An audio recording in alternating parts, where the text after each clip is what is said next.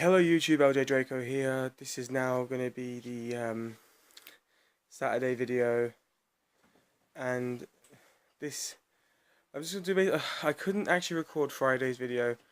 A lot of stuff happened last night. I did record Friday's video. I did record it and I did upload it, but then it wouldn't upload to YouTube. And then when I tried to re-upload it, my system just crashed and deleted the whole video. So I'm kind of upset. So I'm going to add the tiny bit of Friday's video into this, which was meant to be just talking about the movies that I watched. And basically, yeah, we've watched them. My fiance did enjoy Eragon, which I'm glad about because it's a great film. If you've seen Monday's video about the movies I chose to watch, put down below whether or not you've seen all those movies and whether or not you liked them too.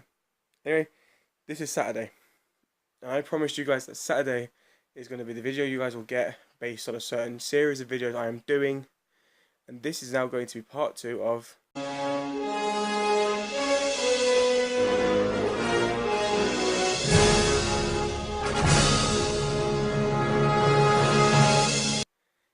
Exactly. Back to My Future, 1994. So, anyway, let's just get straight into this video, because I promise you guys every Saturday, or occasionally on a Saturday, I will do this video. I'm going to try every Saturday. Basically, yes, so let's start off with the first movie that was probably one of the most iconic Disney movie releases of any of the years, and that is on June 15th of 1994, Lion King was released. It is one of the most visually stunning, emotional tales ever told that Disney has done. Now, I know there might be a lot of dispute about that, and a lot of people saying, oh, it wasn't one of the best Disney films, but I can guarantee that Lion King is one of the most rememberable Disney movies of all time. It's not one of my most favourite Disney films of all time, but it's still one of those great, visually stunning, and just amazing story told movies that I can sit down and I can watch a couple of times a week and just get involved in that story, right? So that, yeah, so 1994 already hit with a bang when that one came out. Not only has Lion King been a movie now, but it's had countless stage performances, so many retellings. They've even done, like, somewhere on a documentary channel, they've done like a Lion King live action movie on an old documentary channel that I've seen before, which wasn't as good. But it's like Lion King has spread out throughout the world. It's become amazing. Okay, it did have 2 sequels, and now it's got its own little mini series called The Lion Guard, which I haven't seen. I've heard it's okay. Lion King 2 was great. I loved it. Lion King 3 was just a retelling by Timon and Pumbaa, which wasn't that great. Although you gotta love Timon and Pumbaa anyway. But yeah, so Lion King, yeah, that was one of the best films to ever be released in cinema, especially for kids and adults alike. It wasn't just a kids movie, it was a family movie, which Disney does have a lot of, credit for doing. It doesn't just make kids movies, it does make the movies suitable for yet both adults and children, which was great. Right, so that's the starting point. There's still 2 more movies that came out that year. Now, this next movie is what started the career of I think my second or third most favourite comedic actor in the world. And that is on July 29th, 1994, we got Jim Carrey in The Mask. Now, a lot of people might say, oh, that didn't really start off his career, whatever, Ace Ventura was out and all that stuff. Ace Ventura was good. But I'm pretty sure if he'd just done Ace Ventura and then never done The Mask, he wouldn't have got into as many films as he did, because in Ace Ventura, he just proved to be who you thought Jim Carrey was. But in The Mask, he was this serious, non-comedic kind of guy, Stanley Ipkiss. And yet then, when he puts on The Mask, he was everything. He was the comedic, angry, funny...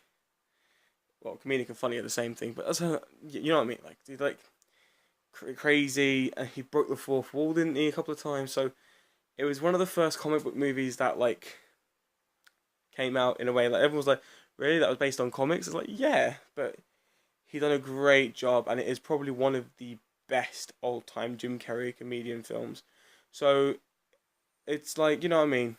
It's great. Not for kids though. just a warning, it's not for kids. Yeah. Then the last movie is, I'm pretty sure you guys are going to appreciate more than Lion King, more than The Mask, or more than the other three movies I chose for 1993. This movie is still being referenced to this day in vines, in memes, in gifs.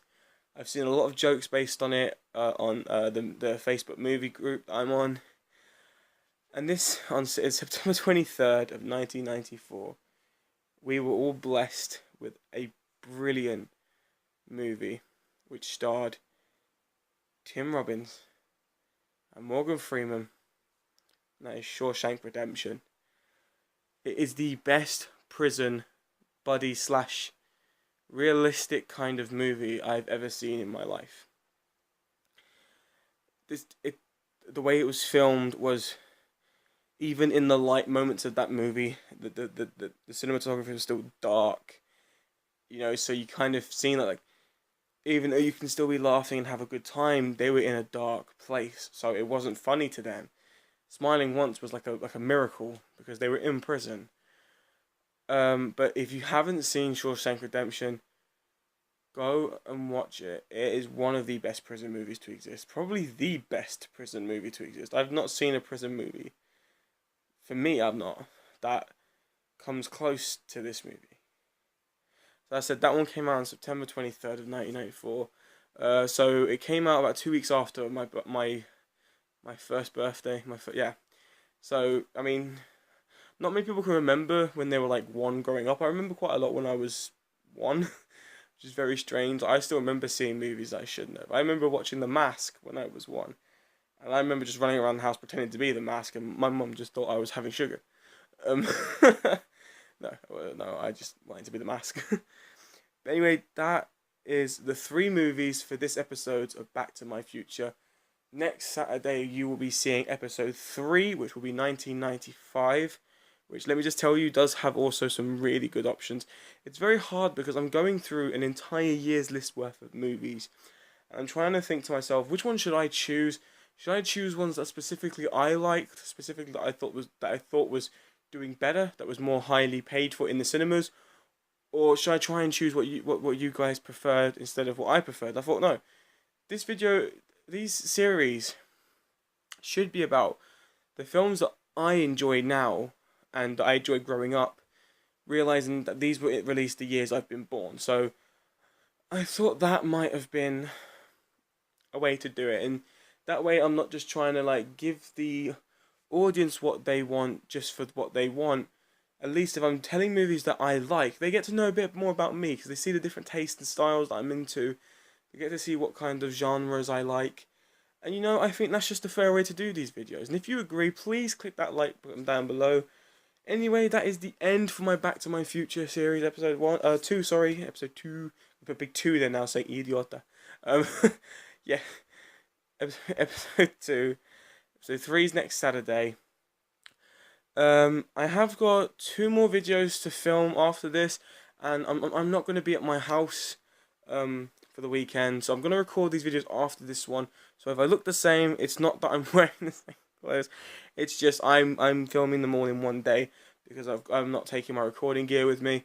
So anyway, guys, thank you so much for watching this video, and if you do like this series and you like all my other videos, please show your support by clicking that subscribe button.